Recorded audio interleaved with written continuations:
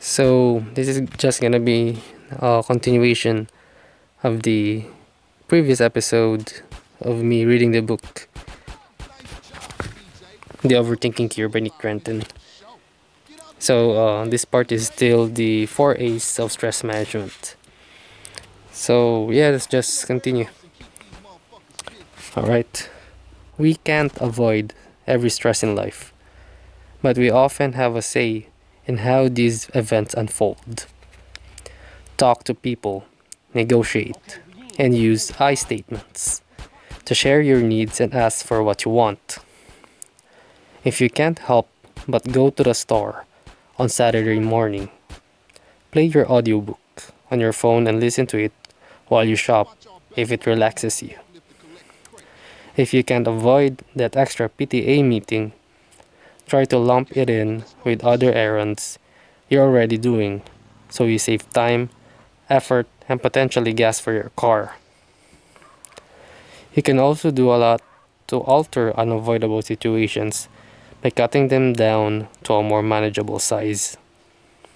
If you can't get out of going to that boring party, go, but be upfront in the beginning and say, "Unfortunately, I have to go in an hour. Early start tomorrow." Smart. In meditation, we watch stressful and anxious thoughts as they arise and consciously choose our response to them. But with careful avoidance and management, we can actually step in and tweak our lives so that stressful thoughts don't get as much chance to appear in the first place. We can engineer a life that is in itself minimally stressful, or at least make sure that what stress remains is genuinely worth it. Basically, if you can avoid the stressor, ask what you can do to change it. If your answer is not much, then you might need to go one step further and accept it. How do you accept a situation you dislike? First, if you dislike it, then you dislike it. Acceptance doesn't mean pretending you don't feel how you feel. It's an acknowledgement that it's okay to feel that way. Validate your own emotions and own them. For example, your boyfriend has just broken up with you via text, and there's not much you can do about it, and there's not much you can do about his decision. But you can work on accepting the situation by calling up a friend to share your feelings. If the situation is one in which you've been wronged, acceptance may take the form of trying to find a way to forgive. Remember that forgiveness is something you do for yourself and not the other person. When you forgive, you're releasing yourself from the stress and energy of resenting and blaming the other person. Acceptance may also be about the subtle shifts in the way we frame events. We can't change the events themselves, but we can watch how we talk about them inwardly and the language we use. For example, instead of saying, "I completely failed my course and wasted my money. I'm such an idiot for not working harder," you could say, "I made a mistake and I'm not happy about it. But this one but this one event doesn't define me. I can learn from my mistakes and move on. I can do better next time." Acceptance doesn't mean we agree with what happened or that we like it and shouldn't try to change it. It only means we gracefully come to terms with what we can't realistically change so we can focus on what we can. This step can be a powerful tool for overcoming the kind of anxiety that comes with resentment or bitter recollection of things that have happened long in the past. Regrets and wishing how things could have, should have, might have been are a big recipe for anxiety. But acceptance diffuses and softens that anxiety and allows you to realize that it cannot be changed.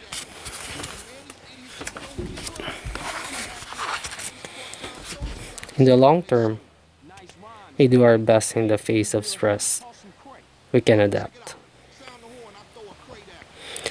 Adapting means making more lasting changes to our worldview, our goals, our perception, and our expectations.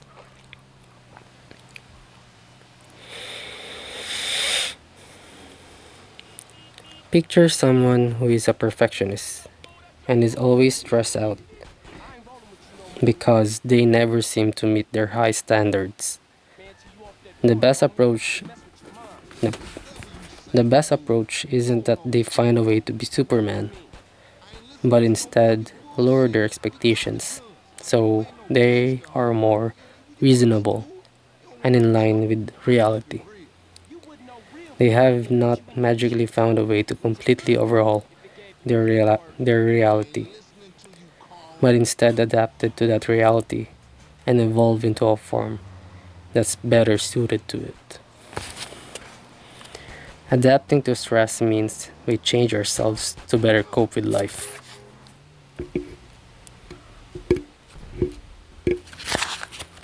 You might simply refuse to engage in depressing thoughts and deliberately practice being a person who is more optimistic.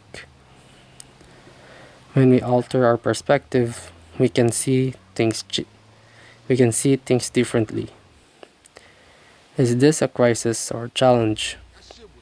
How does this obstacle look when we tell ourselves, I'm a resilient person, compared to when we tell ourselves, life isn't fair? This will end badly, like everything does.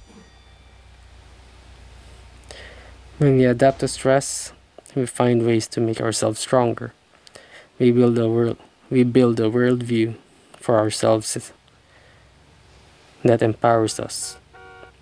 For example, someone might get into the habit of making a gratitude list every day of all the wonderful things they are actually blessed with in life.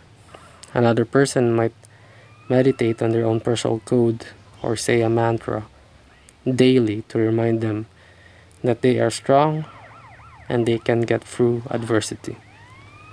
If we have an arsenal of powerful attitudes, ideas, philosophies, and inspiration, we can go into the world knowing that we can handle stress and maybe even be better people for it. With time, practicing meditation can achieve some of these core level changes and generally alter how we see ourselves and the world. But anytime we are actively and consciously engaging with meaning, we are building our own characters and our own vision of who we are as people. You might see yourself today as someone who is hounded by anxiety, but there is also strength in realizing that you have other amazing qualities too. Diligence, kindness, intelligence, creativity, humor, and all of this can help you frame and offset anxiety. So, those are the 4 A's of stress management. When you find yourself feeling anxious, pause and run through each of them in sequence. No matter how stressful the situation, there is a way for you to engage with it mindfully and proactively. You are not helpless in the face of stress. You have tools at your disposal. To use these tools, all it takes is a little awareness. For example, there may be a colleague at work who stresses you out daily. Instead of getting overwhelmed by telling yourself there's nothing you can do about it, pause and ask if you can simply avoid this colleague. Maybe you can have lunch at a different time to avoid meeting them in the cafeteria. Or maybe you can physically move to work farther away from them. But let's but let's say you can avoid encountering them in weekly meetings. And this is where they frequently interrupt you or steal your ideas.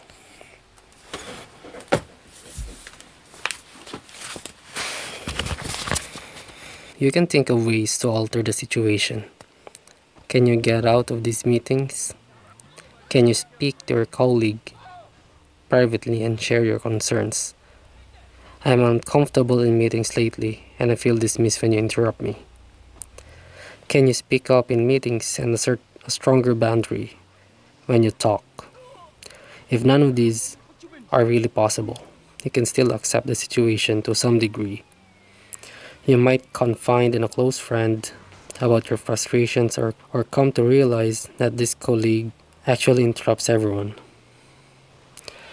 So you won't continue to take it personally or let it stress you. Finally, you can adapt by working on becoming an overall more confident and assertive person. When you genuinely feel that you have as much right to speak as anyone else, then you may feel more confident saying, "Sorry, I was still speaking," and carrying on calmly, instead of stewing over what you, what you should have done, what you should have said that evening. You have simply said it and moved on.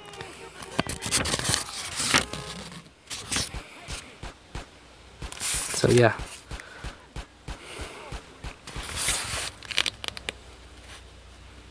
there's still a lot of them actually.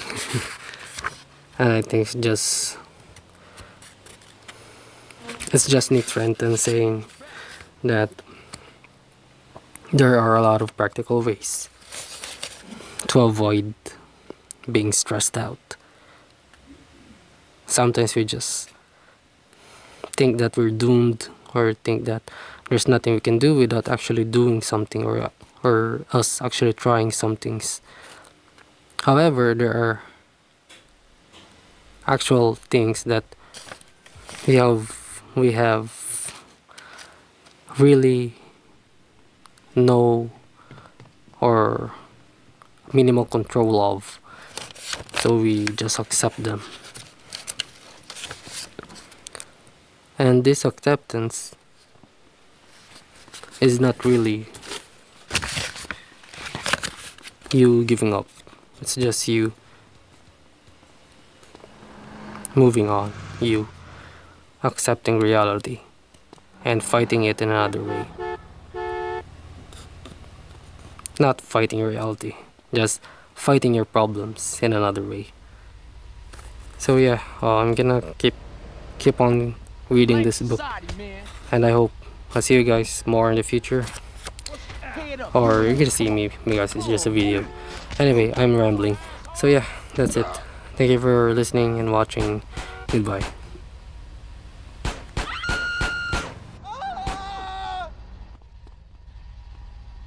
Please, I'm begging you.